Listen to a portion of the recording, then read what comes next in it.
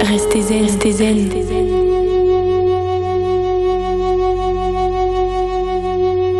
Avec Passeport Bien-être. Et bonjour tout le monde, nous revoilà sur Radio Grand Lac, qui va être bientôt le 92.1, mais pour l'instant, vous pouvez nous écouter sur le www.radiograndlac.com. Donc, il est midi, on souhaite un bon appétit à tout le monde. Donc, j'ai toujours ma co-animatrice, Bonjour Luciana. Bonjour Luciana. Bonjour Claudine. Et puis, donc, aujourd'hui, eh bien, on ne croyait pas si bien dire, Luciana, lorsqu'on a proposé aux gens de venir parler de leur passion, parce que c'était aussi une forme de bien-être, qu'il n'y a pas que les médecines douces et les thérapies énergétiques.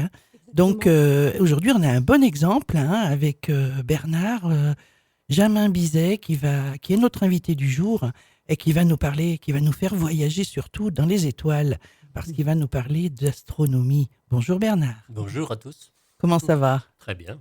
C'est bien?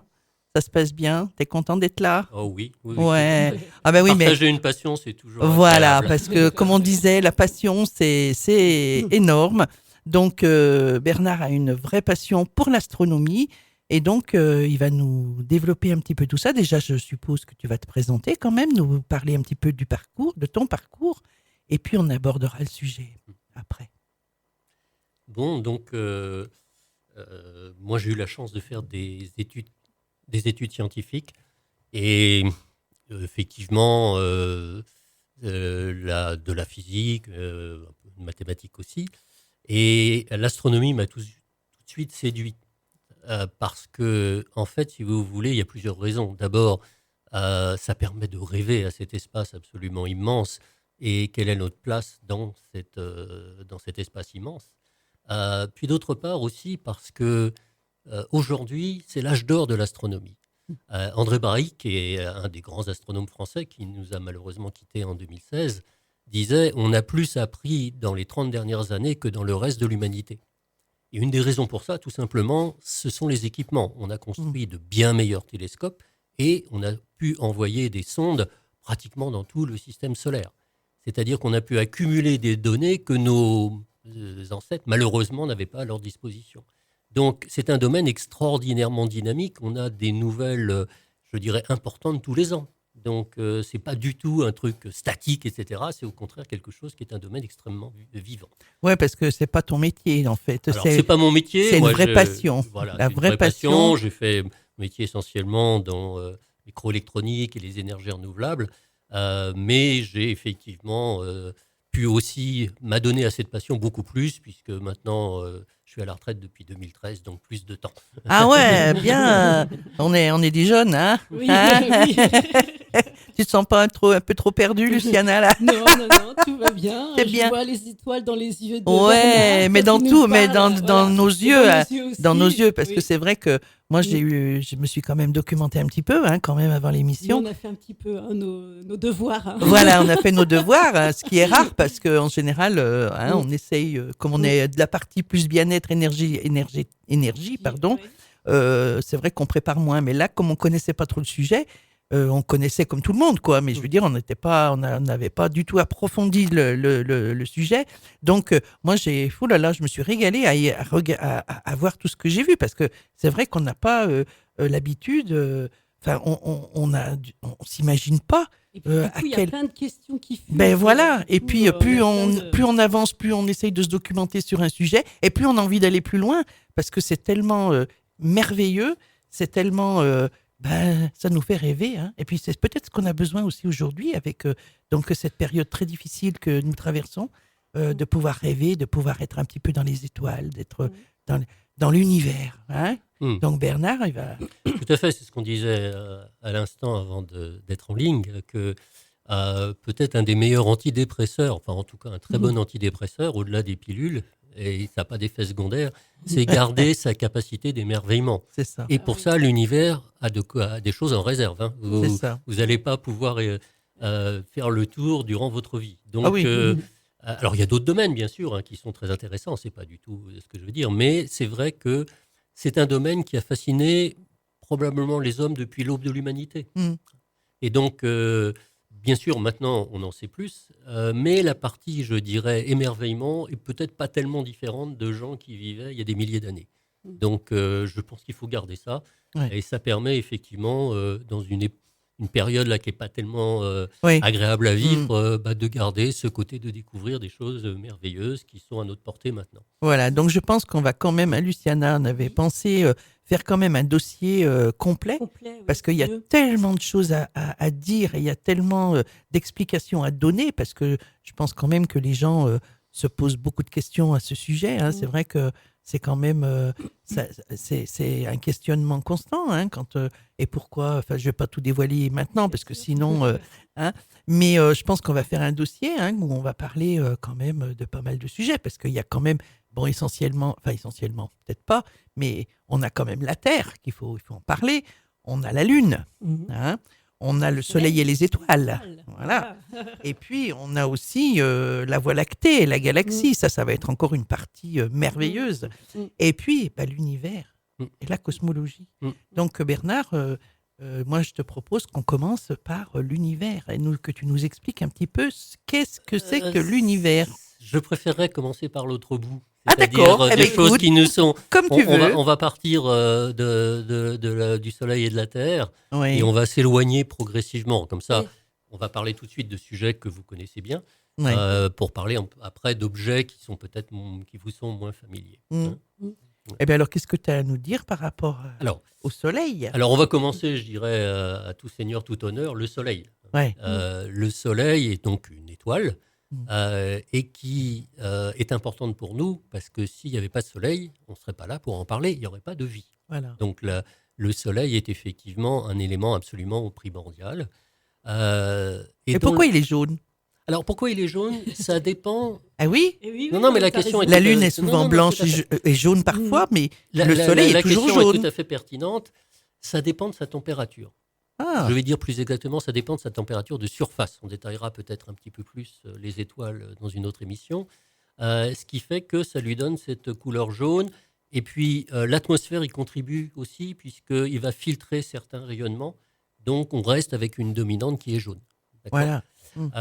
Si vous regardez effectivement d'autres astres, par exemple, si vous êtes un peu familier, il y a une étoile très brillante qui s'appelle Sirius.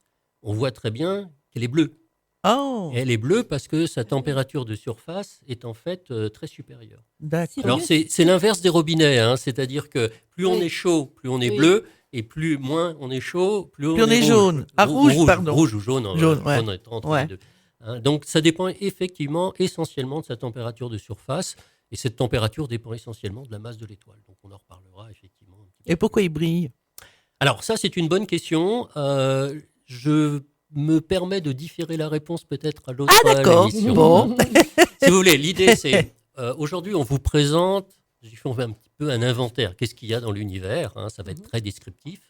Et puis, la semaine prochaine... on va développer. On va développer, et on va surtout parler justement du développement, c'est-à-dire montrer que les étoiles naissent, vivent et meurent. Voilà. L'univers aussi a une histoire. Donc, ce sera une présentation de la dynamique de cet univers, pas simplement il y a tel objet, à telle distance, de telle grosseur, etc. D'accord, donc on va faire un aperçu de tout ce qui se trouve dans l'univers, tout ce qui forme l'univers. Je garde ta question en mémoire. Bon, et après, alors dans les prochaines émissions, on aura le détail de toutes ces belles choses qui sont dans l'univers. Dis-moi Bernard, est-ce que le Soleil, on peut dire que c'est une étoile? Ah oui, tout à fait. C'est une étoile. À vrai dire, c'est une étoile assez commune, qui est de taille moyenne. De taille moyenne. Oui, taille moyenne. Il y a des étoiles plus petites et des étoiles beaucoup, beaucoup plus grosses. Hein. Donc c'est une petite étoile, enfin petite, moyenne effectivement, plutôt petite. Hein, et dans un sens, heureusement, parce que en fait, si on avait une étoile beaucoup plus grosse, plus brillante, elle enverrait des radiations que la vie n'aimerait pas. Ah bon? Donc, si vous voulez, voilà, oui, puis il y a des longueurs d'onde qui sont létales pour la vie. Donc, c'est une des questions pour avoir la vie sur une planète. Ça ne peut pas être autour de n'importe quelle étoile. Voilà, je peux déjà en dire ça. Oui, déjà, on s'en doute un petit peu. Ce qui fait qu'il y a la vie, c'est parce qu'en fait, cette étoile qu'on appelle le Soleil est au est à la bonne distance de la Terre. Alors, On peut dire ça tout à fait. Voilà. Tout à fait. Je vais les citer, mais je peux répondre tout de suite à la question. C'est-à-dire qu'on sait maintenant qu'il y a beaucoup de planètes qui tournent autour d'autres étoiles que notre Soleil, ce qu'on appelle maintenant les exoplanètes. Ouais, et ça, tu veux pas nous en parler non plus. Non, si, je vais y en parler, mais peut-être Pas maintenant. plutôt la prochaine séance. Ok. Et en particulier, effectivement, toute la question, c'est quel est le bon environnement donc de l'étoile, de la planète, etc., pour qu'on ait une chance que la vie s'y développe. Ah ouais. D'accord. D'accord. Alors c'est une question, on a des réponses, on a encore beaucoup de questions, mais c'est un domaine extraordinairement actif aujourd'hui en astronomie. Mhm. D'accord. Et donc, pourquoi le Soleil se lève à l'est? Alors le Soleil se lève à l'est parce que la Terre tourne sur elle-même dans le sens où elle tourne. C'est-à-dire? C'est-à-dire que si on la regarde avec le pôle nord en haut, Mhm. vous voyez les choses arriver de l'est et qui vont passer devant vous et s'éloigner à l'ouest. Oui, parce que Et c'est donc- le sens de rotation de la Terre. C'est le sens de rotation Voilà, de la Terre. d'accord. En Bravo, fait, le Soleil Luciana. est relativement... Oh là là. Tout à fait. J'ai une très bonne élève. Là. Voilà. C'est-à-dire que le Soleil est effectivement relativement fixe. Donc, c'est la rotation de la Terre sur elle-même. Parce que la Terre D'accord. tourne autour aussi du Soleil. Mhm. Alors, tourne Oui. autour du Soleil, ça a effectivement une importance. C'est ce qui donne les saisons. Puisque la Terre est un petit peu inclinée sur le plan de son orbite autour du Soleil. Voilà. Alors, le Soleil, c'est vraiment l'essentiel du système solaire. C'est-à-dire, si vous prenez absolument tout le système solaire, bon, les planètes qu'on connaît, les astéroïdes, les comètes, enfin, vous prenez tout, d'accord, ce n'est que 2/1000 de la masse du système solaire. Mon En Dieu. d'autres termes, si vous voulez, ça veut dire la même chose. Mm. Le Soleil, c'est 99,8% de la masse totale du système solaire. Oula. Donc, vous voyez que, bon, il y a des choses très intéressantes dans ces 2%, 0,2%. Mhm. Enfin, vous voyez qu'effectivement, c'est vraiment le Soleil qui va donner le là et qui rythme l'ensemble Ouais. du fonctionnement du système solaire. Et quand il y a l'éclipse? Alors, l'éclipse, c'est quand on a un astre qui masque un autre par C'est rapport au ça. Soleil. Voilà. D'accord, hein. Mais pourquoi on ne peut pas le regarder à l'œil nu? Ah bah, on ne peut pas le regarder à l'œil nu parce qu'on devient aveugle. Oui, mais pourquoi? Parce que l'intensité du rayonnement est beaucoup trop forte. Ah ouais? Ah oui, Parce oui. que si, enfin, je sais pas, pour moi, parce que bon, je suis pas sûr d'être bien logique, mais quelque chose qui cache autre chose, surtout que ça fait presque, c'est très foncé quoi quand il y a l'éclipse. Hein. Pourquoi ça devrait nous Alors, brûler? si l'éclipse est totale, c'est-à-dire l'éclipse de Soleil, pour nous, c'est la Lune qui va se mettre entre le Soleil et nous. D'accord. Mhm. Si la Lune arrive à recouvrir l'ensemble du disque solaire, là, on peut le regarder à l'œil nu. Ah voilà. Par contre, dès qu'il y a un tout petit point du Soleil qui n'est plus masqué, même minuscule, il faut absolument remettre des lunettes spéciales qui vont atténuer l'intensité du rayonnement. Et il faut faire attention parce qu'on peut se brûler la rétine et c'est irrévocable. Ouais, mais c'est bizarre parce que quand on regarde le soleil, quand il est dans le ciel, le soleil, quand on le regarde à l'œil nu, Tu ne peux pas regarder le Soleil directement à l'œil nu. Hein. ah bah, moi je l'ai eu fait. Hein. Tu n'es pas aveugle apparemment. C'est pour ça que ça m'interpelle parce que moi ça m'est arrivé de regarder le soleil comme ça en Alors, plein. s'il il y a un petit peu de la brume haute, on peut le faire. Mais quand il y a un beau temps comme aujourd'hui, il faut absolument pas regarder le Soleil Ah ouais, ben moi je l'ai eu dans fait. les yeux. Hein. Mhm. C'est- Oui. Bon, je l'ai pas fait non plus à foison, hein. Oui. Mais je veux dire, ça m'est arrivé, par exemple, quand on est sur la plage, quand on est allongé et qu'on voit ce soleil, là, moi, ça m'est arrivé de regarder le soleil comme ça, en pleine... Et si vous regardez même fût-ce une seconde, après vous voyez plus rien. Oui, C'est en général c'est une vrai. espèce de tache jaune Oui, c'est qui vrai. prouve que votre rétine a été complètement aveuglée. Oui, oui, D'accord. ça c'est vrai. Et si on fait un petit peu plus loin, elle brûle littéralement. Et c'est vrai que là, il faut faire aussi quand même attention, c'est les enfants. Parce que moi, je me rappelle, quand on était enfant, c'était un jeu pour nous Mm. de regarder comme ça le soleil et de plus rien voir. En fait, ça nous amusait, c'est bête, mais ça nous amusait. Bon, c'est Mm. vrai qu'on l'a pas fait non plus, Non, bah, mais sinon, ça nous est arrivé. Oui, non, il faut faire très attention. Faut faire ça va attention. très très vite. Mm. C'est une question d'intensité. Si on vous met un laser dans l'œil directement, ça fait le même effet. Hein, d'accord. Donc tous les gens qui travaillent par exemple sur les lasers portent toujours des lunettes Mm. de protection. Ouais, Bon, et c'est le même problème que pour le Soleil, c'est l'intensité lumineuse qui est très grande. ouais. Et notre œil n'est pas prévu pour ça. Je pense d'ailleurs que la nature a compris ça et nous a mis des paupières. Ah. Wow. Tout est très bien fait. en fait. Oui, rien n'est hasard. Ouais. Alors, la nature est bien faite. Luciana, tu as peut-être des questions à poser à Bernard? Non, je pense que je vais le laisser un petit peu continuer. Oui, cette et avancée. puis n'hésitez pas à interrompre. Alors, Ouais. pour vous donner une idée, alors c'est une idée qui est difficile à vraiment comprendre ce qu'elle signifie. La masse du Soleil, c'est 1 milliard, 2 milliards, 2 milliards de tonnes. Ouh là là. Oula. Ça fait un paquet C'est de très tonnes. difficile. C'est un peu compliqué pour moi. C'est pas Bah, très vous concret.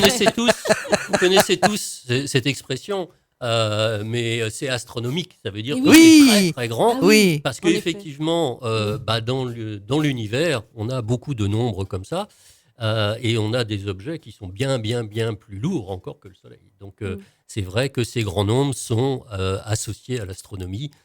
Les unités qu'on a créées, comme le mètre ou le kilogramme, la tonne, c'est ce qui nous correspond à nous, ce qu'on manipule, je dirais, au jour le jour. Là, ils jouent dans une autre ligue. Alors, du coup, moi, ça me. Tu vois, comme les enfants, je vais te poser la question, mais comment on a pu peser le soleil? Alors, là, Ouais. je reconnais que c'est vraiment une excellente élève. Parce que là, On ne me l'a c'est- pas posé souvent, mais c'est absolument une bonne remarque. Bah, comme Comment les a-t-on enfants, pesé le soleil? Ouais, D'accord. ouais. Alors, comment a-t-on pesé le soleil? Je vais essayer de faire court. Au XVIIIe siècle, Newton a émis sa théorie de la gravitation. Oui. C'est-à-dire que son génie, ça a été de comprendre que ce qui faisait tomber une pomme du pommier était le même phénomène que ce qui fait tourner la Lune autour de la Terre ou la Terre autour du Soleil. D'accord ? C'est-à-dire que deux masses s'attirent. Ouais. Et donc, effectivement, il a écrit une équation qui est assez simple, qui permet effectivement, connaissant la taille de l'orbite, etc., on va pouvoir déduire un certain nombre d'informations, voire calculer des orbites. D'accord ? D'accord. Et il y a une formule très simple, mais je ne vais certainement pas vous la donner, surtout que sans support visuel, c'est pas terrible, mais Ouais. c'est 3 lignes de calcul assez simples qui permet de déduire de l'orbite de la Terre quelle est la masse du Soleil. Voilà. Ah oui. Donc ça, c'est un point. Alors la question est d'autant plus intéressante, si vous voulez, pendant des siècles, l'astronomie qui a, les plus anciennes traces écrites qu'on a gardées, ce sont les Chinois. On a des traces de relevés astronomiques Évidemment. depuis presque 4000 ans. Alors, je fais une digression, mais pourquoi c'était fait ça? Parce que les empereurs payaient, finançaient les astronomes, parce qu'à l'époque, ils pensaient que l'avenir était écrit dans le ciel. Et donc, évidemment, un empereur, il aime bien savoir ce qui va devenir. Enfin, nous tous, mais enfin encore plus les gens Moi, de non. pouvoir. Et donc, on a ces relevés. Et depuis, donc, si vous voulez, l'autre période qui a laissé des traces, c'est les Grecs. Très clairement, les Grecs ont effectivement. Mais malheureusement, à cette époque-là, ils n'avaient pas cette loi de gravitation de Newton. C'est-à-dire qu'on est passé, ils ont observé, les Chinois ont fait des observations qui sont très précises, qu'on peut très bien retracer. C'est même, quand ils disent qu'il y a une éclipse, on peut calculer au jour près quand ça s'est passé, parce que comme on a ces équations, on peut savoir quel était le mouvement des astres 2000 ans avant, 3000 ans avant, 4000 ans avant, et donc on peut placer dans le temps de façon très précise ces événements. Donc, si vous voulez, ça a C'est marqué un intéressant. changement parce qu'on a pu commencer à calculer les choses. Mhm. D'accord ? Et donc, calculer, ça veut dire prédire. Alors, la prédiction qui a suivi, c'est la comète de Halley. Edmund Halley était un ami de Newton, qui l'a d'ailleurs poussé à écrire son livre sur cette théorie. Et donc, il a été le premier à dire, cette comète, elle reviendra dans 76 ans. Ah. Et elle est revenue à 76 ans. C'est-à-dire que là, tout d'un coup, on a franchi un seuil, c'est-à-dire on va pouvoir avoir une idée de ce que va faire les astres que l'on connaît dans le futur, ou dans le passé, comme je vous dis. D'accord ? Et donc, ça a permis aussi des choses comme de calculer la masse, effectivement, des corps célestes. Donc, de la même manière, on peut calculer la masse de la Terre à partir de l'orbite de la Lune. Et l'air. Pardon ? L'air. L'air joue pas beaucoup. C'est pas. On le pèse pas, l'air? Si. Ouais. Si. Dans des conditions standards, on sait qu'un litre d'air pèse 1,3 g. Donc, on sait parfaitement le peser. D'accord. Il n'y a pas de souci. Mais ça, on sait le faire localement. On n'a pas besoin d'une théorie quelque part. D'accord. Il suffit d'une bonne balance. Donc, ça a marqué, effectivement, je dirais, avec aussi Galilée, j'en reparlerai un petit peu, des naissances ou la remise en cause du fait qu'on considérait auparavant la Terre comme le centre du monde, le géocentrisme. Et puis, il y a eu Galilée, il y a eu Copernic, il y a eu un certain nombre d'astronomes qui ont dit, non, c'est pas une explication qui tient vraiment la route. Et donc, Newton a apporté, ça a été un changement majeur. Son œuvre a été un changement majeur.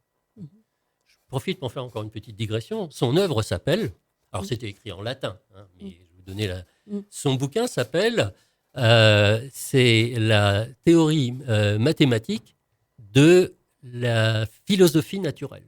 Wow. Alors, pourquoi philosophie naturelle ? En fait, moi je suis un petit peu âgé, ça se repose, comme vous savez, on faisait des leçons de choses à une époque. Ah oui. Philosophie naturelle, c'était s'intéresser. Les Grecs, vous savez, avaient défini le feu, la terre, l'eau, etc. D'accord ? Donc, l'astronomie, à l'époque, ça s'appelait pas vraiment astronomie. Ça s'appelait philosophie naturelle. C'était s'intéresser avec un point de vue à la fois scientifique, mais pas seulement, et c'est un petit peu le but de notre émission aussi, sur ces phénomènes naturels. C'est ce que j'allais dire, évidemment, puisqu'on est dans une émission de bien-être. Donc le naturel, c'est un peu logique. Tout à fait. Et puis c'était une belle appellation, moi je trouve. Et puis c'était une très belle appellation. C'était super joli. Oui, tout à fait. Eh bien, on va peut-être se faire une pause musicale et puis on se retrouve tout de suite après. Nous dîne avec vous dans Passeport Bien-être. Passeport Bien-être, tous les mercredis, de midi à 13h sur Radio Grand Lac. Et oui, nous voilà de retour sur Radio Grand Lac. Vous pouvez donc écouter l'émission sur www.radiograndlac.com puisque nous sommes en attente de la fréquence définitive qui sera donc le 92.1. Donc notre invité du jour, Bernard Jamin Bizet, qui nous parle d'astronomie. Donc, on a la chance de voyager dans les étoiles, Luciana, aujourd'hui, un petit peu dans l'univers. Et donc, on vous rappelle quand même qu'on fait un tour, parce qu'il va y avoir un dossier complet. Donc là, on fait un tour d'un petit peu de tout ce que Bernard va nous expliquer. Et la prochaine fois, ça sera plus détaillé. Donc, Bernard, je te redonne la parole. Tu continues à nous expliquer donc nous emmener dans les étoiles. Ouais, nous faire rêver. Alors, si vous voulez un petit peu dans l'esprit de l'émission, c'est pas uniquement faire un cours d'astronomie, c'est aussi expliquer comment l'homme a petit à petit compris ce qu'était l'univers. Ah oui, c'est intéressant. Il y a un exemple qui est très intéressant, c'est un de mes héros personnels. C'est un grec qui s'appelle Aristarque de Samos. Il vivait environ entre moins 200 à moins 300, donc avant Jésus-Christ. Et qui avait, lui, dit que le Soleil était au centre. Oh. Oui. Donc, au centre par rapport à au centre, c'est-à-dire qu'on tournait autour du Soleil et pas l'inverse. Okay, d'accord. Et donc, il a fallu plus de 2000 ans. Bon, là encore, c'est avec Galilée, Kepler, etc., où on a dit, non, ça ne marche pas. Ouais. Ça veut dire, c'est une remarque intéressante, il ne faut pas non plus avoir raison trop tôt. Ouais. Bon, il y a d'autres exemples dans la science. Il y avait Wegener qui était un géologue qui avait parlé de la dérive des continents. Au début, on ne le croyait pas du tout. D'ailleurs, il est mort sans être reconnu. Il était reconnu que plus tard. Enfin, ça n'a pas duré 2000 ans. Ça a été un peu plus rapide. Et moi, je suis tout à fait admiratif de ces gens qui peuvent penser quelque chose en contradiction avec le reste de la société, mais qui disent, moi, rationnellement, ça doit être comme ça. Ouais. Alors, il y en a d'autres. Galilée fait partie de cela. C'est Galilée, il a fait des observations et il en déduit un certain nombre de choses. À l'époque, il faut se souvenir que l'Église était extrêmement présente, lourdement présente, je dirais. D'accord. Évidemment, elle défendait la thèse que c'était la Terre qui était au centre. Et donc, Galilée a fait... on pourrait faire une émission sur Galilée. Mais, si vous voulez... L'idée aussi qui était héritée des Grecs, c'est qu'ils étaient très, concernés par la géométrie et donc de la beauté de certains corps. Et pour eux, le corps parfait, c'était la sphère. D'accord. Ce qui n'est pas faux. Ce qui n'est pas faux. Oui, mais rien ne disait, ils n'avaient pas vraiment de quoi affirmer que les astres devaient être parfaitement sphériques. Ah oui. Et en fait, si vous voulez, Galilée a compris, quand vous avez, par exemple, la Lune, mais que la moitié est éclairée, sur la ligne, ce qu'on appelle le terminateur entre l'ombre et le soleil, vous voyez que c'est un peu crénelé. Pourquoi c'est crénelé ? Pas parce que, éclairé tangentiellement, le soleil montre qu'il y a des montagnes, etc. Donc, déjà là-dessus, ouais. il avait dit, de toute façon, la Lune, c'est pas une sphère parfaite. Et déjà, c'était en contradiction, effectivement, avec ça. Après, il a observé, il était un des premiers à observer avec une lunette qui était évidemment très rudimentaire par rapport à ce qu'on a aujourd'hui, hein, même pour des instruments amateurs. Et il a découvert qu'il y avait des satellites autour de Jupiter. Et donc, là encore, ça contredisait. Normalement, la théorie de l'époque, enfin, ce qu'on pensait à l'époque, c'est que tout tournait autour de la Terre ou du Soleil. Et là, ça tournait autour de Jupiter. Ah ouais. Donc, lui, basé sur ses observations, il a de plus en plus compris que ce qu'on pensait jusqu'à présent, ça collait pas. Ça allait pas le faire, si on pouvait le dire comme ça. Oui. Ouais. Donc, vous voyez, c'est des esprits comme ça qui, je trouve, sont remarquables. Il y a d'autres exemples. Hein. Darwin, c'est pareil. Si vous voulez, à l'époque où c'était la Genèse, Dieu qui avait tout fait, etc., il arrive avec un truc qui dit non, on n'a pas besoin de ça, c'est l'évolution des espèces. Hein. Et du coup, ça a dû quand même faire peur. Je me mets à la place, tu vois, des gens, des Grecs à cette époque, à qui on leur parlait de ça. Mais ça devait Alors, être, les Grecs, pas trop, mais certainement au moment, au 16e, 17e, oui. Alors, il y a un autre personnage qui est toujours de l'époque, qui était contemporain de Galilée, qui s'appelle Giordano Bruno. D'accord ? Il avait compris que les étoiles, Descartes aussi avait un peu compris ça, étaient probablement des soleils, un peu comme nos soleils, mais vus de très loin. Donc, on les voyait tout petits. Ouais. Bon, déjà, c'était un saut intellectuel non Ah oui. négligeable. Hein. Ouais. Et puis, il s'est dit, si on continue, il pourrait bien avoir des planètes qui tournent autour de ces Quand autres même. étoiles. Ouais. Alors, on sait, on en parlera plus longuement la prochaine fois, qu'il y en a plein. Hein, il y a probablement autant de planètes que d'étoiles, voire plus. Hein. Et donc, il avait dit aussi, il est possible qu'il y ait d'autres civilisations sur ces étoiles. Alors là, il marchait vraiment lourdement dans les plates-bandes de l'Église, à tel point qu'il a fini par être brûlé vif en Ah oui. Oh, mon 1600, Dieu. mais il n'a jamais voulu abjurer ses idées. Ah ouais, mais C'était des gens qui étaient intellectuellement extrêmement libres de penser, et puis qui avaient le courage de leurs convictions. Si Eh je puis oui. dire, hein. et puis c'est vrai. Hein, nous, on est là sur la Terre. Pourquoi pas sur les planètes? Bah oui. Pourquoi les planètes ne seraient pas habitées? Ça, c'est encore une grosse question. Et oui. Et puis, il y avait une grosse polémique aussi sur... ça s'est atténué, bien atténué aujourd'hui.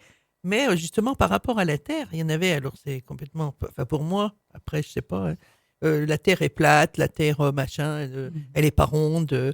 Voilà. Comment ils ont... qu'est-ce que tu en penses de ça, Alors, toi? Ce qui est assez fascinant, la science, c'est pas forcément compliqué. Il y a des fois des choses extrêmement simples qui peuvent répondre à des questions comme celles dont tu poses. Et les Grecs avaient répondu là-dessus. Ils avaient dit, quand un bateau vient du large, on voit d'abord le mât avant de voir sa coque. Oui, c'est vrai. Ah oui. Si c'était plat, on verrait le bateau entier. Donc, avec oui. une observation extrêmement simple et un petit oui. peu de suite logique dans les idées, Ouais. ils savaient que la Terre était effectivement ronde. Thalès de Myère a même aussi mesuré le diamètre avec une excellente approximation, avec une expérience qui est relativement simple. Hein. Donc, je pense que c'est... aujourd'hui, la science est quand même devenue complexe. Hein. Oui. Pour faire aujourd'hui l'astronomie ou de l'astrophysique, comme on a tendance à dire aujourd'hui, il faut quand même avoir un bon bagage en physique et en maths. Mais ce qui montre que des observations simples peuvent quand même répondre à des questions fondamentales. Et ça, je trouve ça rafraîchissant.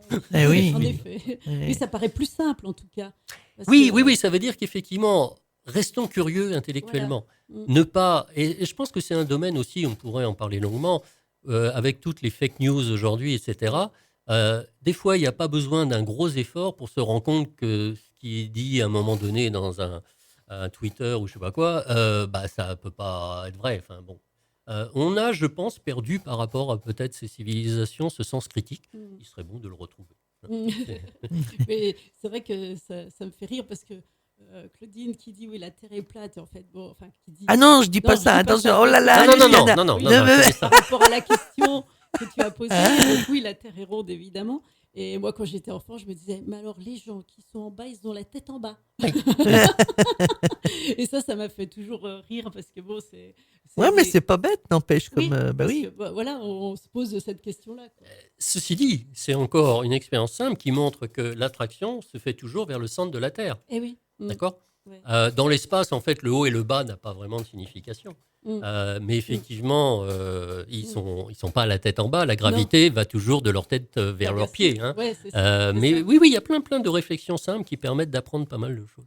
Ouais, c'est vrai que c'est Alors, je vais vous assez parler complexe. dans les planètes. On va avancer un petit peu. Alors, il y a 4 planètes qu'on appelle rocheuses, qui sont, en partant du Soleil, Mercure, Vénus, la Terre et Mars. D'accord ? Et il y a 4 planètes beaucoup plus grosses en masse, mais qui sont gazeuses. Vous ne pouvez pas marcher sur Jupiter ou Saturne, parce que c'est que du gaz. Alors, c'est d'une énorme quantité de gaz, hein, parce que c'est bien plus gros en termes de masse que peut-être la Terre. Là encore, a priori, si on veut de la vie, avoir un support solide semble pas mal quand même, hein, comme option.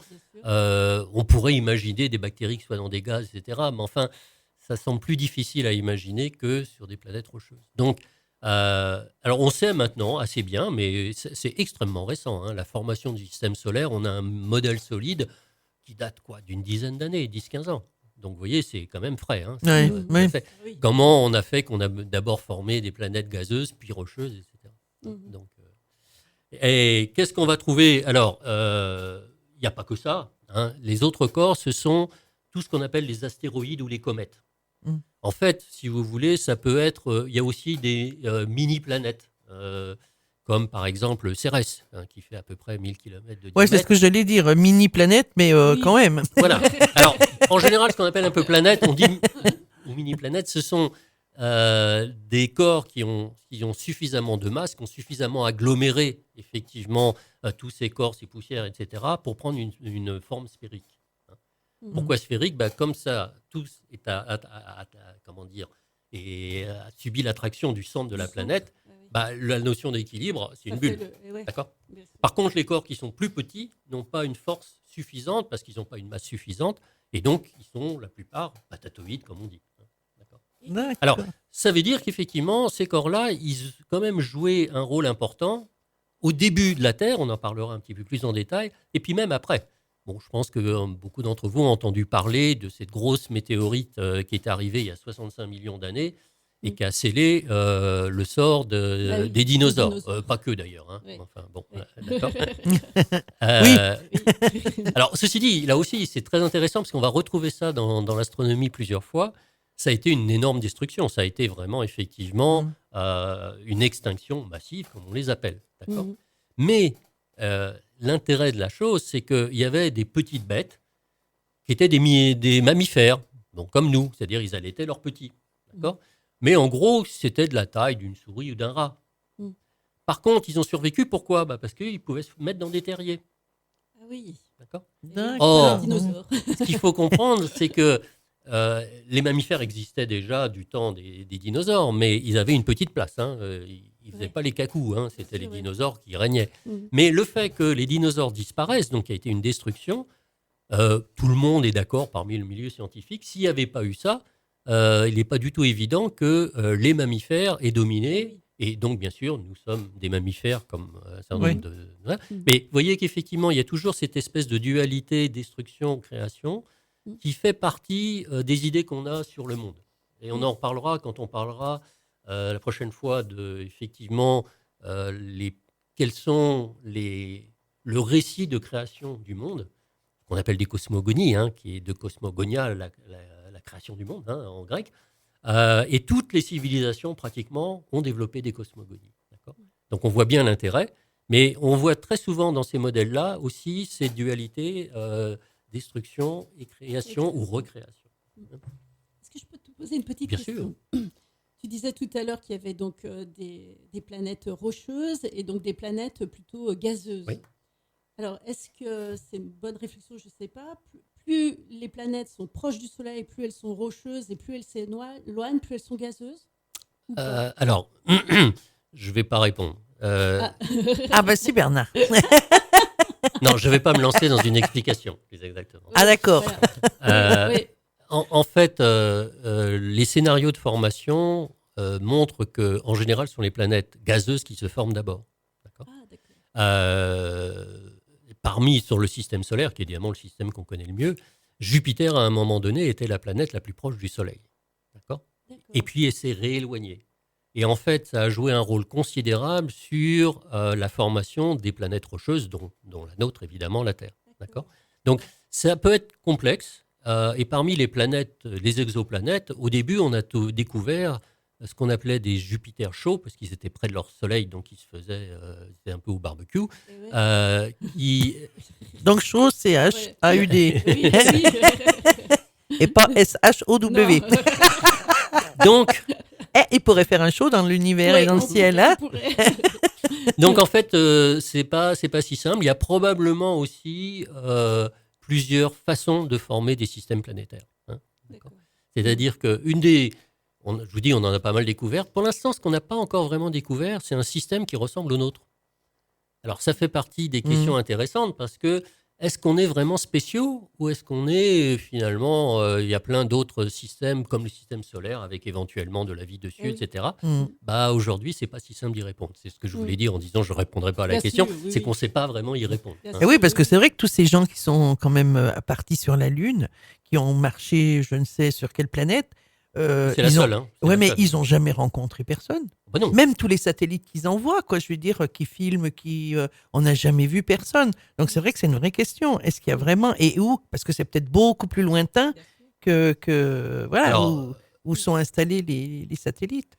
Là encore, je diffère pour la prochaine fois parce que c'est une question, la vie extraterrestre est une question extraordinairement intéressante parce que ça interroge oui. aussi Oui. notre propre origine, Et oui, Eh oui. bien sûr. comment Ben la oui. vie Oui. s'est créée, etc. Donc j'en reparlerai un petit peu plus. Donc ça va être super ça. On va se régaler. Hein? Oui, ah oui, ah oui. Voilà, donc c'est ce système planétaire, on l'a à peu près exploré, c'est-à-dire qu'on a envoyé des sondes près de toutes les planètes majeures, hein, c'est-à-dire les 4 rocheuses et les grosses 4 gazeuses, et même sur Pluton, qui est ce qu'on appelle maintenant une planète naine, hein, mais il y a eu une mission américaine il y a 2-3 ans, qui a passé une sonde, a pu amener énormément d'informations sur ce corps-là. Donc, en gros, si vous voulez, les corps principaux du système solaire, on les connaît maintenant relativement bien. Et ça, c'est grâce à la maîtrise des techniques spatiales. On n'aurait jamais pu, de la Terre, même avec les plus puissants télescopes, avoir autant d'informations que quand on envoie une sonde dans la proximité de l'un de ces corps. Ouais, et moi, je me pose une question depuis très longtemps. C'est que c'est vrai qu'à partir du moment où ils ont commencé à envoyer plein de choses dans l'espace, hein, après, c'est vrai ou c'est faux, j'en sais rien. Hein, mais moi, j'ai remarqué que depuis quand même qu'ils envoient tout ça, les saisons n'existent pratiquement plus. Et est-ce que ça provient justement de tous ces satellites qui sont envoyés dans l'espace et qui, je ne sais pour quelle raison, ça déréglerait nos saisons? Alors, Mais- ça n'a rien à voir. Ah ben ouais, mais je trouve que c'est comme. Alors c'est une sacrée coïncidence. Hein. Alors oui, ça c'était une remarque. Hein, ça me pensait. Il y a souvent une erreur qui est faite entre ce qu'on appelle une corrélation et la causalité. Corrélation, c'est 2 événements qui se passent en même temps ou qui évoluent de la même façon. D'accord ? Elle peut être due à une vraie cause, mais elle peut être purement fortuite. D'accord ? Eh oui. Et donc, si vous voulez, il y a plein. Alors, les politiques, on nous abreuve de fausses corrélations, c'est-à-dire de phénomènes qui n'ont rien à voir. Mais hein. ça nous étonne pas. Il y a pas Et que là-dessus, d'ailleurs, hein. corrélation, il suffit d'observer. D'accord ? Et puis vous dites, bah oui, tiens, ça ressemble à ça. Causalité, c'est beaucoup plus compliqué. Il faut expliquer la chaîne d'événements qui fait qu'il y a une relation entre le point de départ et le point d'arrivée. Ouais. D'accord ? Ouais. C'est plus complexe. Mm. Et donc, ça, c'est une erreur très commune qu'on voit aujourd'hui, c'est confondre les deux. Mhm. Alors, pourquoi ? Pour quand même répondre à ta question, il faut se rendre compte, si vous voulez, ce que je dirais du rapport des masses. C'est-à-dire que vous avez un satellite qui fait même, 3 tonnes. Hein, par rapport à la Terre, mais c'est rien du tout.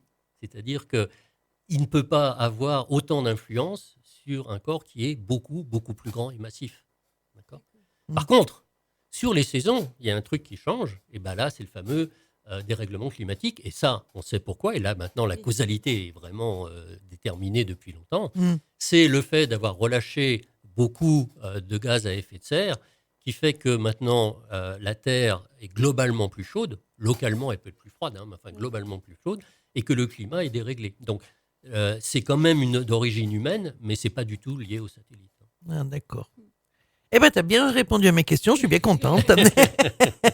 Je me la poserai plus. Moi, je voudrais te poser une autre question par rapport, justement, moi, ce qui m'intrigue, c'est de savoir pourquoi tu penses que l'être humain s'est intéressé autant, justement, déjà au soleil, parce que tu sais, on l'a déifié, les Incas, tout ça, on parle, les pharaons, enfin, tu vois, est-ce que tu as une explication par rapport à ça qui n'est pas, c'est à moitié une explication, à moitié une intuition, mais qui est partagée par beaucoup de monde. Si vous voulez, si on est arrivé là où on est, c'est qu'en fait, notre cerveau a besoin d'avoir des explications pour ce qu'il observe. On déteste avoir un truc qu'on ne comprend pas. Hein. Donc, si vous voulez, des fois, on a donné des explications qui sont complètement à côté de la plaque, mais il y a ce désir de donner un sens. Ce qui fait que ça a développé notre curiosité, on fait des expériences, etc., ce qui nous a amené effectivement à se distinguer des autres espèces. Alors aujourd'hui, personne ne nie l'intelligence animale. Il y a des animaux qui sont extrêmement futés. Hein. Mais je pense qu'on a poussé ça un cran plus loin, qui fait que cette volonté de comprendre nous a permis de progresser et nous a permis d'accumuler ce savoir. C'est-à-dire que vous prenez, je sais pas, par exemple des renards. On sait bien que tous les renards sont... Oui. Alors, les renards passent un petit peu de techniques de chasse à leurs petits, etc.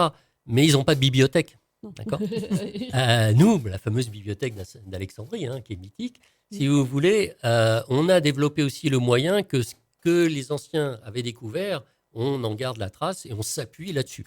L'expression souvent utilisée pour gagner une découverte, on dit on s'appuie sur l'épaule des géants, tels que Galilée, Darwin, etc. D'accord. Donc cet effet d'avoir, et c'est là où l'écriture a changé aussi les choses, on a pu accumuler du savoir. Dans les espèces animales, il y a des savoir-faire, en particulier de chasse si c'est des prédateurs, etc. Mais je dirais c'est d'une génération à l'autre, peut-être aux petits-enfants, mais c'est pas l'accumulation que nous on a pu avoir de centaines de générations. Et donc quand on voyait les étoiles, cette configuration, etc., on avait besoin de comprendre. Alors, il y avait effectivement, en tout cas à l'échelle d'une vie humaine, le ciel paraissait immuable. Enfin, il tournait, parce qu'effectivement, c'était la rotation de la Terre, mais les étoiles avaient l'air d'avoir toujours la même position les unes par rapport aux autres. Mais il y avait quand même des exceptions que les Grecs ont appelées des planètes errantes. Et en fait, le terme planète vient du terme grec qui parle de errant. C'est-à-dire que la position de Vénus, de Mars, Jupiter ou Saturne, par rapport aux étoiles, elle change. Alors que les étoiles entre elles ne changent pas. En fait, elles changent. Mais il faut avoir des instruments suffisamment perfectionnés pour se rendre compte qu'elles changent. Ce que n'avaient pas, effectivement. Et donc, je pense que ça a intrigué les anciens, vraiment, je pense, depuis l'aube de l'humanité. Et ils ont eu besoin de trouver un truc. Après, cette question d'où on vient. Je pense que dès que l'homme a pu commencer un petit peu à réfléchir... Et le fait d'être conscient de soi-même, bon, certains animaux sont conscients d'eux-mêmes, mais enfin, ce n'est pas la majorité, se pose forcément cette question d'où on vient, qu'est-ce que ça signifie, est-ce que ça nous concerne, est-ce que ça ne nous concerne pas. Et donc, je pense que toute cette curiosité, effectivement, fait que, je vous dis, pratiquement toutes les civilisations ont inventé des cosmogonies. On en a perdu certaines, tout simplement des civilisations qui n'avaient pas l'écriture, qui étaient de tradition orale et qui ont disparu. Mais on est à peu près certain que tous les groupes humains ont établi un récit de création du monde. Ce qui prouve bien que c'était un besoin fondamental. Ce n'est pas simplement une tribu quelque part. C'est absolument tous les groupes humains que l'on connaît ont développé une histoire de création du monde. Mais c'était aussi pour comprendre justement sa propre création. Enfin, Absolument. Là, ça donnait un sens peut-être aussi à être là. Quoi. Absolument. Absolument. Et toi, du coup, Bernard, parce qu'on sent beaucoup de passion, Claudine. Quand on voit Bernard, on sent beaucoup de passion dans ce qu'il nous raconte. Ses yeux brillent, alors vous ne le voyez pas, mais moi je les vois. Et qu'est-ce que ça t'apporte avant de continuer dans tout ce que tu veux nous dire? Qu'est-ce que ça t'apporte? Parce que je sens un feu intérieur. Il y a quelque chose qui s'anime à l'intérieur de toi. Regarde, il brille encore plus ces yeux-là. Là, on était resté dans un tout petit coin de l'univers qui était le système solaire. On va parler de ce qu'il y a au-delà. Si vous voulez, ce qui est absolument fascinant, c'est que on est à l'échelle de l'univers quelque chose d'absolument insignifiant. On fait de l'ordre du mètre, alors que l'univers fait des milliards et des milliards de fois plus grand. Dans le même temps, pour reprendre l'expression de quelqu'un bien connu, dans le même temps, si vous voulez, on a quand même su développer des techniques et de la science, etc. On comprend une partie de cet univers. On n'a pas la réponse à toutes les questions, loin s'en faut. Mais on a quand même on a apporté beaucoup d'explications à pourquoi cet univers est comme il est. C'est-à-dire que le contraste entre notre aspect absolument minuscule vis-à-vis là, et notre esprit qui est capable quelque part d'embrasser l'univers, même si ça nous donne le vertige, ça c'est quand même fascinant. Ah oui. C'est, si vous voulez, un chimiste, j'ai rien contre les chimistes, mais fait des expériences, etc. Mais bon, entre la réaction chimique et puis l'homme, il y a, je veux dire, c'est comparable en taille, c'est comparable en durée, c'est comparable tout ce que vous voulez. L'univers, c'est pas du tout ça. Mais le fait que notre esprit puisse saisir, en tout cas, une partie de cette immensité, est fascinant. Je pense que ça met un petit peu, si vous voulez, cette science un petit peu à part, je dirais, par rapport à d'autres sciences. Et du coup, donc toi, pour en revenir à ma question, qu'est-ce que ça t'apporte? Alors, moi, ça m'apporte effectivement, c'est un plaisir. C'est-à-dire que, comme je vous l'ai dit, j'ai une éducation et puis un intérêt, bien sûr, pour la physique et pour les mathématiques. C'est le fait, si vous voulez, que justement, on arrive à développer cette compréhension partielle, mais cette compréhension de cette immensité. Si vous voulez, ça, on ne fait pas de la science. La science est faite par des gens humains, hein, d'accord. C'est-à-dire que on n'est pas, même si on est scientifique, souvent on pense que les scientifiques ne sont pas poètes, etc. C'est totalement faux. Oui, moi je suis C'est-à-dire d'accord. que je me souviens, on regardait un coucher de soleil avec des amis. Et puis, un de mes copains me dit oui, mais enfin, toi, tu vois ça, des équations dedans, etc. Je dis non. Je comprends une partie de la manière dont fonctionne le soleil. Ça n'empêche pas d'en admirer la beauté. Bien Au sûr. contraire, c'est un autre point de vue qui enrichit mon point de vue. Ben oui. Donc, si vous voulez, c'est pas contradictoire. De manière générale, je connais un certain nombre de gens qui travaillent dans l'astrophysicien. Il y en a beaucoup, je dirais beaucoup, sont artistes. Ah oui. Prenez Jean-Pierre Luminec, des astronomes français aussi très, très réputés. Il écrit, il a dû écrire une quinzaine de bouquins, il peint, il joue de la musique, il compose de la musique, etc. Et son cas n'est pas si rare. Enfin, lui, particulièrement, un large spectre pour faire tout ça. Donc, si vous voulez, je ne crois pas qu'il faille opposer les deux, ça se complète. Oui, moi je pense aussi. Oui. Je pense que c'est des dérivés en fait. Voilà. Je pense qu'effectivement, quand on est comme toi, hein, t'es quand même beaucoup, tu aimes beaucoup la physique. Je suis scientifique dans l'âme, oui. Voilà, je t'es un vrai scientifique, donc ça se sent. Hein, donc c'est vrai que je pense que tous ces gens qui sont passionnés par ces grands thèmes là, donc la physique, tout ça, c'est vrai que ça m'étonne pas qu'ils fassent autre chose et je dirais pas opposé, mais un dérivé comme la musique, comme tu disais, la peinture, ça m'étonne pas du tout. Oui. Je le vois bien, ça. Pour moi, Ouais, ça c'est me bien. fait Ouais. penser un peu, tu vois, quand on parle de l'espace, et quand tu vois, moi je fais de la méditation, j'emmène toujours, ou quand je la fais sur moi, c'est dans un espace intérieur, tu vois. Et ça me fait penser à ça, en fait, à cet espace à l'intérieur de nous, mais qui est aussi à l'extérieur, tu vois, auquel on peut, se relier. Oui. Et il y a cet infini dans cet espace, donc de créativité, tu vois.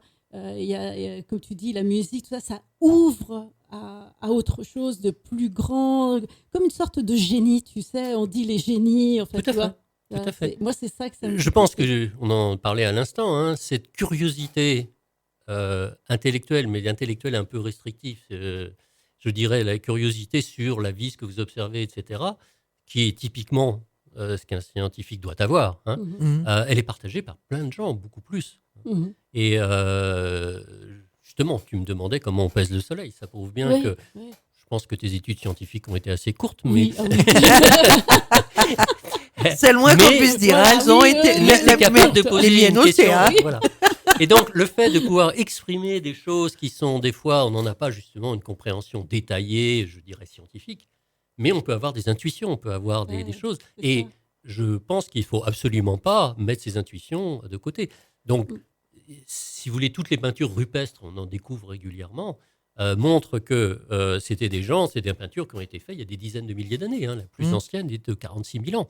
Donc, ça prouve qu'effectivement, je dis bien depuis l'aube de l'humanité, on a voulu essayer de comprendre, de dessiner, etc. C'est vraiment quelque chose qui est intrinsèque à nous. Si un savant complètement sec qui ne penserait, à mon avis d'ailleurs, on ne peut pas. Avant de prouver une théorie, il faut avoir des intuitions. Après, on cherche à la prouver, on cherche éventuellement à l'expliquer avec des mathématiques, etc. Mais au départ, c'est quelque chose qui n'est pas si bien structuré ça. Et si on n'a pas ça, je ne pense pas qu'on puisse véritablement devenir scientifique. Eh oui. Donc, l'explication, elle vient après. Mais on arrive à avoir une compréhension, effectivement. Alors, en mathématiques, c'est très connu, c'est ce qu'on appelle les conjectures. C'est-à-dire, c'est un théorème, on dit quelque chose. Mon Dieu. Non, mais vous allez voir. Et puis, ça, c'est pas mon il domaine. y a des gens qui sont absolument convaincus que ce théorème est vrai. Mais il n'a pas été démontré. Ah oui. Alors, il faut savoir quand même que c'est intéressant, des théorèmes extrêmement connus. A été effectivement... On a mis 400 ans à en trouver la démonstration qui est arrivée. Et plein de gens s'y sont... Parce que c'était... Là aussi, les théorèmes, il y en a des plus beaux que d'autres. Alors, vous voyez que là encore, on se retrouve effectivement... Il y a une espèce d'élégance. Oui. Et donc, à ce moment-là, effectivement, c'est pour ça que beaucoup de gens se sont intéressés, ont travaillé dur pour démontrer. Mais la personne qui l'a écrite a effectivement... Il était convaincu de ça. Mais la preuve a demandé des années de travail et 400 ans pour qu'on envoie la démonstration. Ce qui prouve bien qu'on a l'intuition avant d'avoir la rationalisation complète de la chose.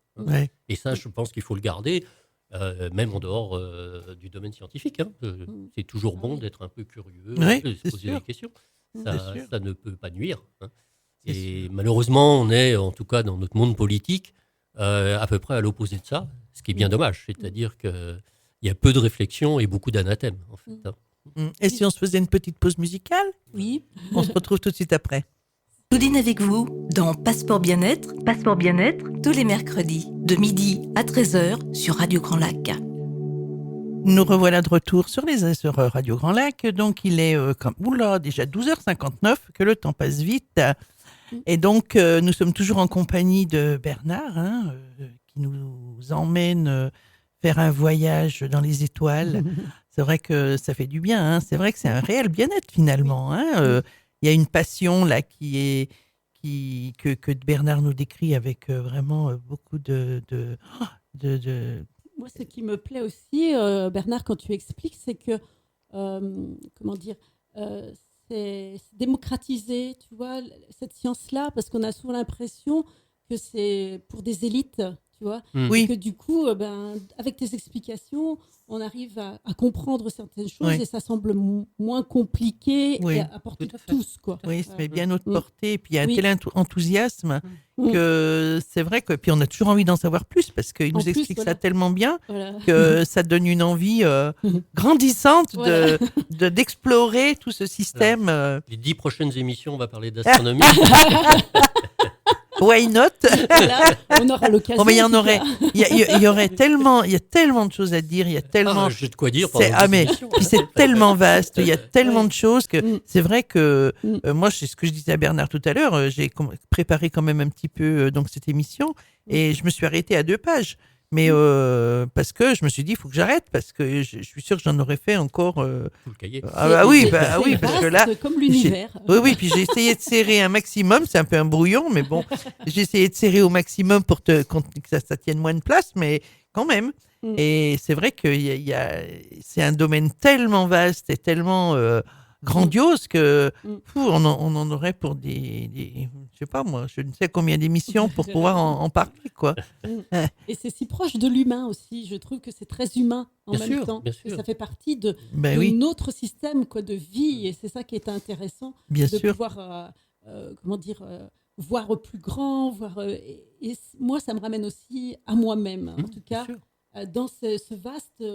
Pour moi, on a un esprit qui est vaste Et, Exactement, tu vois, c'est et ce que ça je me pense. fait Oui. penser à ça vraiment dans ce vaste dans lequel on peut aller. Mm. Quand on a fermé, j'utilise souvent cette image en méditation, on ferme tous les tiroirs et on va dans ce vaste, dans cet infini de l'esprit, que j'appelle le pur esprit. Et ben, c'est être dans ce pur, dans ce vaste, dans ce pur esprit. Oui, quoi. oui, se balader sur quelque chose sans limite. Donc, Parce qu'on peut dire que c'est vivant. Ah, tout à fait. L'univers est Alors, Bien tout à sûr. fait. Voilà. Et Ouais. puis, effectivement, on pensait à une époque que l'univers était statique. Einstein lui-même le pensait, comme quoi oui. on peut être aussi un très grand savant et en même temps avoir des a priori qui sont faux. Oui. En gros, alors l'ironie d'ailleurs, c'est que sa théorie, ce qu'on appelle la relativité générale, montrait que c'est presque impossible d'avoir un univers statique. Mais pour des raisons philosophiques, il pensait que ça devait être ça.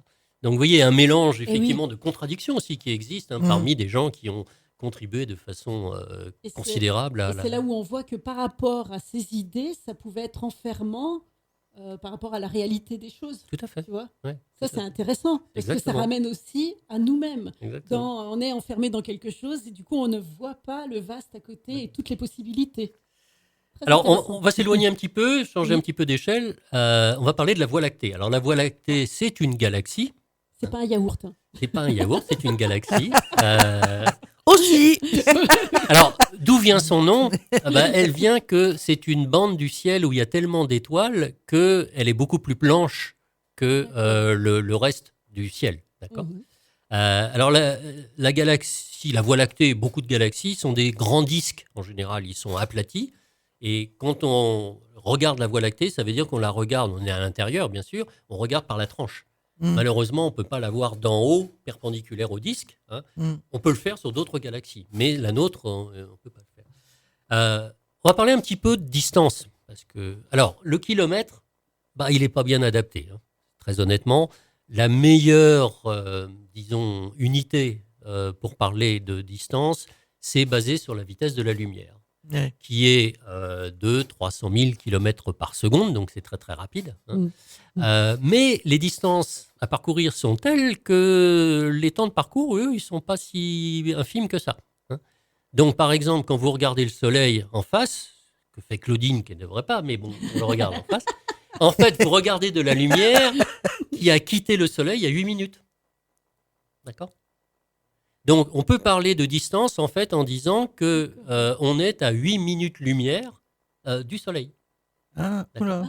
Ouais. C'est intéressant. Un ordre d'idée qui est intéressant aussi, c'est l'heure-lumière. L'heure-lumière, c'est donc la distance parcourue par donc la lumière pendant une heure, 3600 fois plus que dans une seconde, bien évidemment. Et c'est à peu près de l'ordre du milliard de kilomètres. D'accord ? Ça veut dire que Saturne, qui est, je ne vais pas vous donner tous les chiffres, il est à un peu plus, il est à 1,4 milliard de kilomètres. Vous voyez qu'il faut de l'ordre de 1 heure et demie. Quand on regarde Saturne, cette lumière, elle a déjà quitté Saturne depuis un bout de temps. Voilà. Ah ouais. C'est impressionnant. Ouais, ça, c'est, ah ouais. Alors pourquoi j'amène ça maintenant ? Parce que, encore, le système solaire, c'est petit. D'accord ? Et disons, si on compte l'arche, ça fait. C'est même pas une année-lumière. Par contre, la Voie lactée, qui est une galaxie standard, ni très grande ni très petite, un peu comme notre Soleil, une galaxie assez représentative de beaucoup de galaxies, elle fait 100 000 années-lumière. C'est-à-dire, pour aller d'un bout à l'autre, il vous faut 100 000 ans.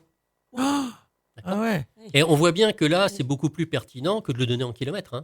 Parce que sinon, vous faites des milliards, de milliards, de milliards, de milliards. Après, il a dit milliards combien de fois voilà. C'est beaucoup plus simple. Et donc, la Voie lactée, c'est cette grande trace blanche que l'on peut voir dans le malheureusement, ciel. Aujourd'hui, dans les pays développés, on a une pollution lumineuse. Ouais. Ce qui fait qu'autour d'une ville, vous voyez d'ailleurs cette espèce de halo. Et la Voie lactée, on devine la Voie lactée, mais ce qu'il faut voir la Voie lactée dans des ciels très purs, c'est extraordinaire. Allez sur Internet, faites Voie lactée, sélectionnez images, c'est extraordinaire. Ah, mais même moi, je sais que j'adore l'Ardèche du Sud et je connais très bien l'Ardèche des régions où on a une bonne visibilité. J'adore l'Ardèche du Sud, et donc, ma sœur, a vécu quand même 30 ans là-bas et j'y suis allé quand même relativement souvent. Et le plaisir que j'avais de m'allonger dans son pré et de regarder le ciel. Là-bas, mais la Voie lactée, c'est merveilleux. Ouais. C'est peu de le dire. Hein. Alors c'est maintenant, il magique. y a effectivement des communes qui s'y mettent, qui éteignent, etc. Il y a un territoire de sauvegarde de la nuit qui est autour des Cévennes, qui n'est pas non plus très très loin. Effectivement, c'est moins peuplé, il n'y a pas de grosses villes, et effectivement, on commence à voir la Voie lactée comme elle est. Et l'idéal, c'est d'être dans un désert, Sahara, etc. Bon, là, la pollution lumineuse est faible. Il y a très peu de choses autour et vous avez une vue comme malheureusement on n'est plus capable d'avoir en France. Quoi. Ouais. Oh là là, mais moi je me suis régalée à voir ce ciel, mais on avait l'impression que elle était énorme, très large en plus. Ah oui, c'est grand. Ça prenait, mais alors moi je me régalais. Je trouvais ça magnifique, mais c'est magique. Hein. Quand on a la chance de pouvoir la voir, c'est magique, vraiment. Hein. Parce qu'on voit des plus gros points, on en voit des tout petits, on en voit. Puis alors, ça fait vraiment cette grande traînée blanche. Là, on a l'impression que c'est une pluie d'étoiles. Une pluie d'étoiles, oui. C'est merveilleux, merveilleux. Je rêve encore. Non, mais moi aussi, ça reste un spectacle dont je me lasse pas. Hein, là là, c'est trop beau. Et donc, on a effectivement, pour repérer, on a commencé à nommer les étoiles et à nommer ce qu'on appelle des constellations. D'accord ? Alors, une chose intéressante d'ailleurs, c'est que la plupart des civilisations reliaient mentalement quelques étoiles entre elles. On disait c'est la grande ours, c'est le poisson, etc. Les aborigènes, eux, quand on regarde, on voit qu'il y a des zones sombres. Et en fait, il y a une zone sombre qu'ils appellent l'émeu. C'est-à-dire que basait non pas à ce qui était lumineux, mais ce qui était plutôt noir. Comme quoi, il y a des fois différentes façons d'aborder la représentation. Oui. Alors, dire un mot aussi sur ces constellations, c'est une dénomination qui est toujours utilisée par les scientifiques. Je voudrais parler de l'astrologie. Oui, en effet. Vous savez qu'effectivement, si vous êtes, je ne sais pas quoi, bélier, ascendant... balance. Bon. Alors, qui tempère le bélier? Voilà. Ce qui est intéressant, c'est que depuis, disons, les Grecs, etc., puis c'est eux qui ont laissé le plus de traces écrites, l'astrologie et l'astronomie, parce qu'ils faisaient aussi quand même de l'astronomie, étaient complètement mêlés. On pouvait pas, c'était totalement enchevêtré, on ne pouvait pas séparer les deux. De nos jours, c'est différent, parce qu'on a des données précises qui montrent qu'en fait, l'astrologie est une croyance, comme toute croyance, mais n'est plus une science. C'est-à-dire qu'effectivement, ça ne prédit pas le futur. Et pour le coup, là, on n'a même pas de corrélation. D'accord. Donc, si vous voulez, c'est intéressant et ça a été le cas dans beaucoup de sciences. On est passé de choses avec, je vous dis, qui mêlaient un petit peu l'intuition et puis l'approche plus factuelle. Et puis, au fur et à mesure que la science décortique le truc, les choses se séparent. Donc, moi, je n'ai rien contre, effectivement, l'astrologie, mais pour moi, ce n'est pas une science. Parce qu'une science, c'est quoi ? C'est une explication basée sur des observations que d'autres peuvent reproduire. Donc, si d'autres peuvent les reproduire, ça prouve que c'est bien réel. D'accord ? Tout le principe de la science, vous publiez un papier. D'ailleurs, dans les revues scientifiques renommées, le papier, avant d'être publié, est revu par des spécialistes du domaine pour savoir si effectivement il est intéressant, il n'y a pas de choses fausses, etc. Et l'idée de base, c'est de pouvoir effectivement observer la même chose ou reproduire un même résultat. L'astrologie n'a pas cette démarche-là, donc rien de critique là-dessus. Si vous voulez, on a tous des préjugés comme ça. Un des très connus, vous connaissez certainement, il y a plus de naissances pendant les pleines lunes. Oui. C'est connu ça. Oui. Bon, c'est totalement faux. Mais ça m'étonne pas. Moi, je dis que c'est par vague. C'est vrai que quand il y a... L'INSEE a publié récemment en gros le registre des naissances, etc. On a une série sur des dizaines et des dizaines d'années. Il y en a même qui remontent au 19e siècle. Et en fait, quand on fait une analyse statistique, on s'aperçoit qu'il n'y a strictement aucune corrélation entre les pleines lunes, etc. Mais, je vous dis encore, c'est notre esprit humain aime bien trouver des explications, même si elles ne sont pas adéquates. Donc, c'est un exemple. L'astrologie, pour moi, rentre là-dedans. C'est-à-dire qu'on peut très bien s'y intéresser. Moi, personnellement, je ne m'y intéresse pas parce que je trouve que la science est vachement plus fascinante que l'astrologie. Mais c'est une croyance. Voilà. Alors, ils utilisent effectivement la position des planètes, etc., données par la science, mais les conclusions qu'ils en tirent ne sont pas des conclusions scientifiques. Et de toute façon, quand on parle de la Lune, où on dit qu'il y a plus d'accouchements, mais la Lune a quand même des effets sur la Terre, comme par exemple les marées. Ah bah bien sûr. Ah, voilà, là, et on connaît la causalité. Voilà, donc c'est quand même, on peut aussi, je veux dire, c'est scientifique. Et là, c'est un phénomène physique, mais par exemple, les coraux se reproduisent au sens où ils lâchent des spores une nuit. Alors, ce qui est assez extraordinaire, on ne sait pas pourquoi, c'est la même nuit dans un certain cycle lunaire. J'ai oublié quel cycle c'est, mais enfin, très clairement, là, on voit bien qu'il y a une corrélation. Et ça se fait sur tous les coraux de la planète en même temps, la même nuit. Ah oui. Donc là, on voit très bien que effectivement le cycle lunaire joue un rôle. Là, Oui. je ne veux pas prétendre que la Lune ne joue pas de rôle. Elle joue pas sur les dates de naissance, mais elle joue sur d'autres domaines. Mais c'est là où on peut mélanger un petit peu, tu vois, la magie, parce que pour moi, ça me paraît magique que ce que tu dis par rapport, c'est la même nuit pour tous les coraux. C'est presque magique. Ah bah c'est magique. Alors que c'est super. Alors que on connaît les effets scientifiquement de la Lune aussi. Là. Tu vois, et ça va ensemble. Quoi. C'est beau. Alors pareil, on dira peut-être 2 mots à la prochaine émission. Il est probable que s'il n'y avait pas eu la Lune, il n'y aurait pas la vie telle qu'on la connaît. Il y aurait peut-être de la vie. Il y aurait peut-être de la vie, ce qu'on appelle microbienne, de la vie évoluée. Probablement moins, enfin c'est beaucoup moins probable. Ah oui, quand donc même. il y a bien des effets, bien sûr, mais pas partout néanmoins. Oui, bien sûr. Oui, c'est là où on voit que c'est pas. On a l'impression qu'il n'y a pas de hasard dans ce qui s'est formé. Tu vois, alors je ne sais pas si on peut parler comme ça. Alors, si le hasard joue un très grand rôle, mais après il y a des mécanismes, si tu veux, de sélection. C'est exactement Darwin qui l'a montré, c'est-à-dire que les mutations font qu'il y a, je ne sais pas quoi, un nouveau sens qui apparaît chez un animal. Et si cet animal, enfin cette nouvelle structure est profitable, eh ben, elle va dominer, elle va remplacer. Et oui. Donc c'est simplement un phénomène qui n'est pas du tout intellectuel ou quoi que ce soit. Aujourd'hui, si vous voulez, on parle des variants, le variant britannique. Pourquoi il va dominer ? Simplement, comme il est plus contagieux, statistiquement, c'est évident qu'il va s'imposer par rapport aux autres. Mais le virus, son QI est faible. Ça n'a pas d'intelligence. On dit le virus s'adapte, etc. Mais c'est dommage qu'il n'ait pas un QI. Mais ça, c'est pertinent ce que tu dis. Par rapport à ce qu'on vit aujourd'hui. Tout à fait, bien sûr. Je te laisse. Si vous voulez. Parce que de dire, c'est pas le virus, en effet. Mais bien sûr. Je te laisse. Vous savez, il y a des choses qui paraissent pas relativement insignifiantes qui ne le sont pas. On dit le virus circule, d'accord ? C'est à mon avis une mauvaise expression.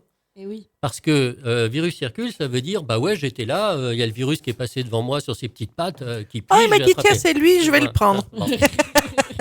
Il faudrait mieux. Donc, du coup, si vous voulez, on donne une personnalité au virus, un petit peu diabolique, etc. Donc, ce qui nous arrive n'est pas de notre faute. On ferait beaucoup mieux de dire la contamination se propage. C'est-à-dire que c'est ça qui fait la différence. S'il n'y a personne, le virus, il peut circuler. Enfin, d'abord, il n'avait évidemment pas de petites pattes, mais en fait, il ne peut circuler que parce qu'il est dans d'autres êtres vivants qui l'infectent et que ces êtres vivants communiquent entre eux et propagent la maladie. Et puis, ils s'adaptent. Voilà. Donc, c'est pas effectivement de la volonté du virus, c'est simplement le mécanisme de sélection fait que s'il est un petit peu plus contagieux, forcément, il va dominer au bout d'un certain temps. Donc, c'est ce que tu voulais dire par rapport au fait qu'on s'adapte, du coup, c'est pas du hasard, mais on s'est adapté. C'est pas du hasard, c'est un mécanisme de sélection qui fait que, etc. Donc, pourquoi les espèces, au début, la vie était extrêmement simple, et puis au fur et à mesure, par exemple, une chose assez étonnante, c'est que les yeux sont apparus assez tôt, alors pas parmi les microbes, mais disons sur des animaux qui sont multicellulaires, c'est apparu assez tôt et s'est développé extraordinairement rapidement, alors que c'est quand même un sens complexe.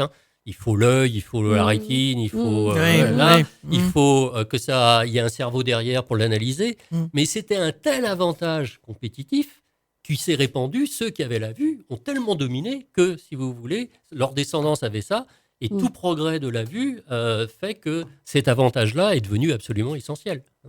Donc, grâce à nos yeux, on voit les étoiles, on voit le soleil. La Voie lactée. Voilà. Alors, revenons à nos galaxies. Oui. Alors, il ne faut pas croire, si vous voulez, on sait aujourd'hui que... Alors, la galaxie, la Voie lactée considère qu'il y a entre 100 et 200 milliards d'étoiles. On ne les a pas comptées, hein, Oui. mais enfin, c'est l'estimation. On y sera encore. Oui. Il n'y a pas si longtemps que ça, en gros c'est 1930, jusqu'à cette date-là, on pensait que la Voie lactée était l'univers tout entier. Oh mon Dieu. Oui. Ouais. Donc c'est là encore, par le progrès instrumental, on a eu de meilleurs télescopes, et on a commencé à observer par exemple la galaxie d'Andromède, on a pu aussi mesurer à quelle distance elle était, et donc on s'est dit, bah non, là c'est une galaxie indépendante. Mais si vous voulez, le fait que le monde ne se réduise pas à notre galaxie, c'est un savoir qui fait moins d'un siècle. C'est pas si vieux que ça. Hein. Ah oui, en effet. D'accord. Comme quoi. Hein. Comme quoi. Ouais. Alors après, les progrès ont été extrêmement rapides, hein, progrès instrumentaux. Aujourd'hui, on pense que de la même manière, il y a peut-être, 100 milliards de galaxies ou plus. Hein. Donc c'est, je vous dis, la C'est galaxie, énorme. la Voie lactée. Donc effectivement, si vous voyez en nombre d'étoiles, hein, si une galaxie a 100 milliards d'étoiles et il y a des 100 milliards de galaxies, ça fait beaucoup d'étoiles. En effet. D'accord. Alors, l'organisation de ces galaxies n'est pas tout à fait au hasard. En fait, il y a des groupements locaux. Hein. Nous, on appartient à ce qu'on appelle la l'amas de la Vierge. Hein. Et puis, il y a des super-amas qui sont le gros groupement de ça. C'est-à-dire que l'univers a aussi, dans certaines régions de l'espace, une structure de poupée russe. D'accord. Bah, ok. J'ai des origines russes. Et donc, on commence maintenant à, disons, avoir des scénarios pourquoi l'univers s'est structuré comme il s'est structuré. Alors, il faut que je vous parle d'un objet très exotique à ce propos-là. Ce sont les trous noirs. Ah bah voilà. Oui. Voilà. Ça vous avez la question. Eh ben oui. Eh ben oui. Eh ben oui. J'avais préparé une question. Alors, c'est un objet absolument fascinant. Alors, les trous noirs, si vous voulez, ce sont des objets très massifs. Et le fait qu'il y ait beaucoup de masse fait qu'il a tendance à se concentrer vers le centre. D'accord. Une étoile, pourquoi elle ne s'effondre pas sur elle-même? Pas parce que, en fait, vous avez la production d'énergie et donc une poussée, une pression vers l'extérieur qui équilibre cette gravitation qui tend. Par contre, quand une étoile, effectivement, suffisamment massive, a complètement brûlé son carburant, bah, elle s'effondre sur elle-même.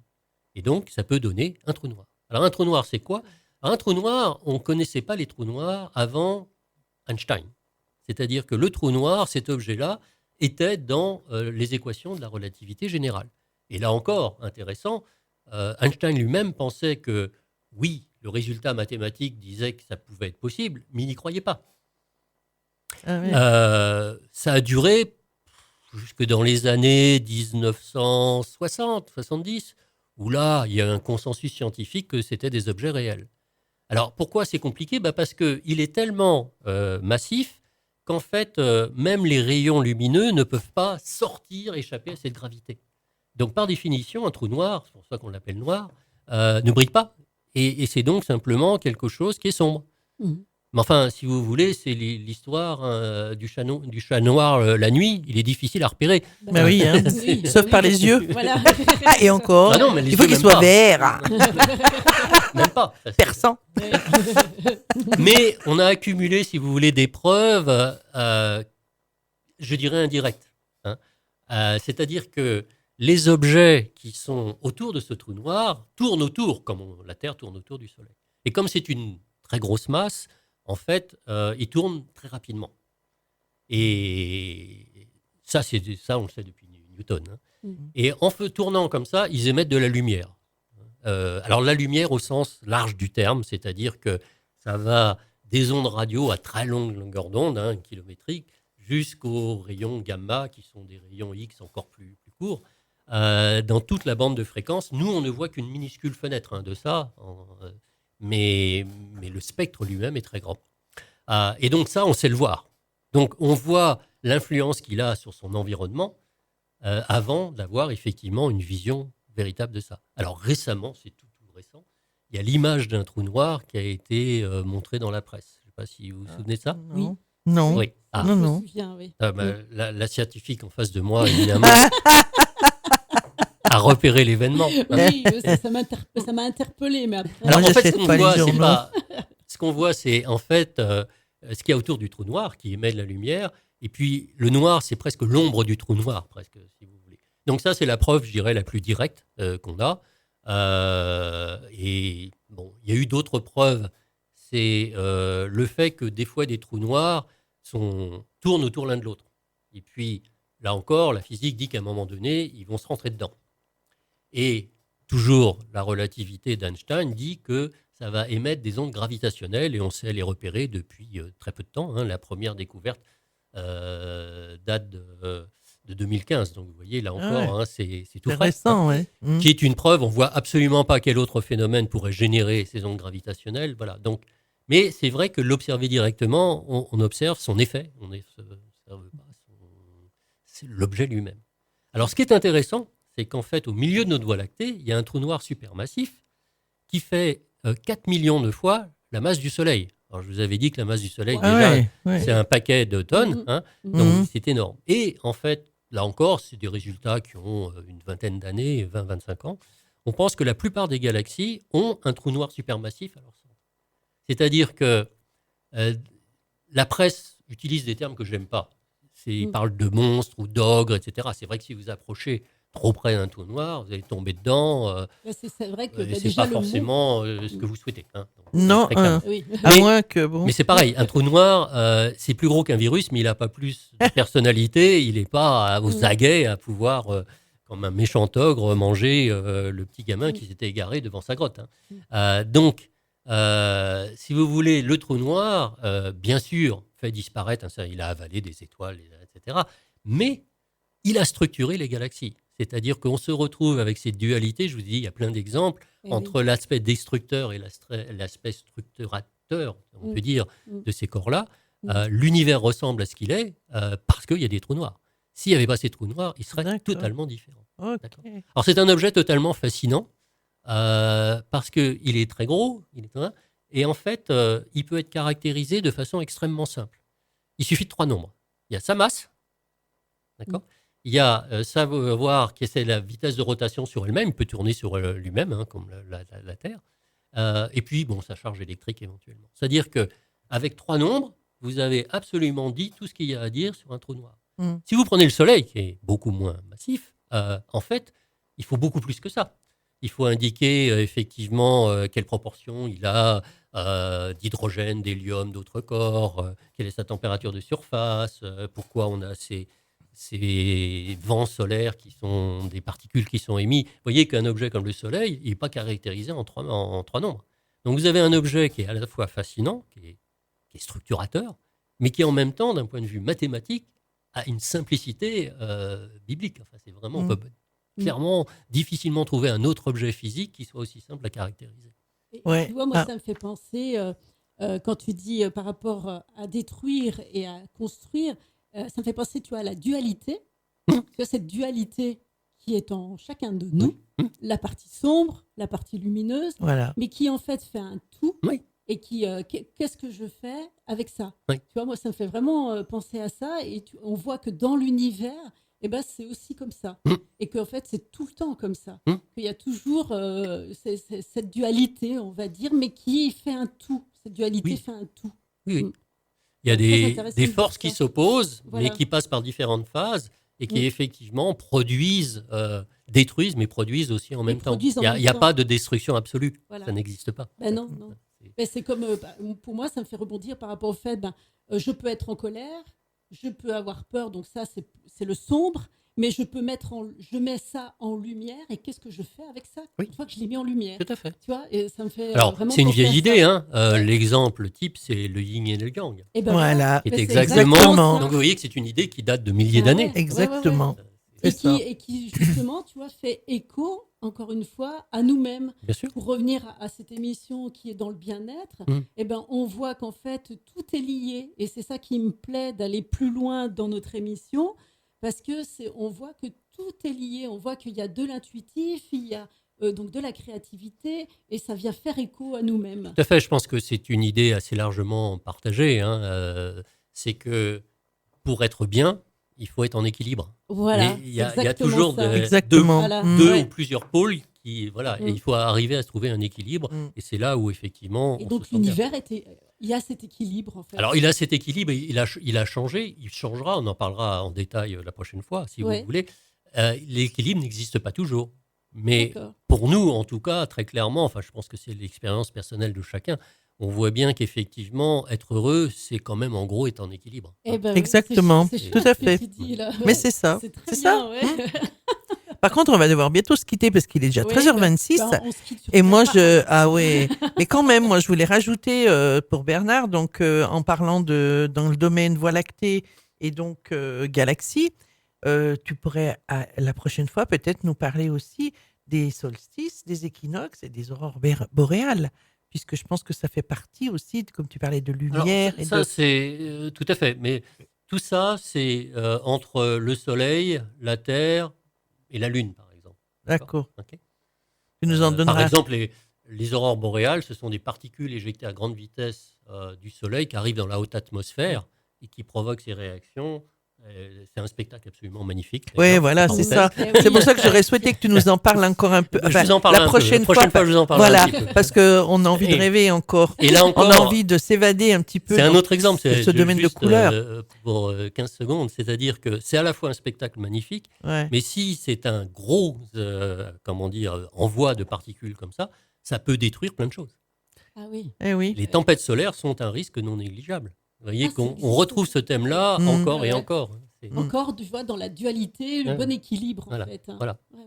Super. Bon, ben, je pense que... Eh bien donc, sur ces belles paroles, hein, sur Ouais. ce beau rêve, là, ce beau voyage dans les étoiles on vient de faire, on va se quitter. Et puis, eh bien, donc, on va peut-être se retrouver la semaine prochaine, si Bernard... Volontiers, si vous êtes oui, et partant. Luciana, tu es partante Ah, moi, je aussi. suis partante. Parce que le dossier étant ouvert, je pense qu'il faut quand même Envie qu'il y ait d'en une savoir certaine... Oui, puis il faut que il y ait un suivi quand même logique. Voilà. Et de laisser trop d'espace entre les émissions, je pense que Oui. ça va... serait dommage. ça va oui, ce serait dommage. Mm. Donc, eh ben, moi, je vous souhaite une excellente semaine Ouais. avec plein de soleil, hein, plein de rêves. Et puis, Luciana, merci, voilà, merci Bernard. de nous avoir captivés comme Oui, ça. nous avoir fait ce Super. beau voyage. Et puis, merci, Claudine. Eh ben, merci à toi, Luciana. Et puis, on se Plaisir de retrouve se la semaine revoir. prochaine à midi. Donc, toujours sur Radio Grand Lac, www.radiograndlac.com. Merci, À la Claudine. semaine Merci à tout le prochaine. monde. Au revoir tout le monde. Au revoir, merci. Au revoir. Au revoir.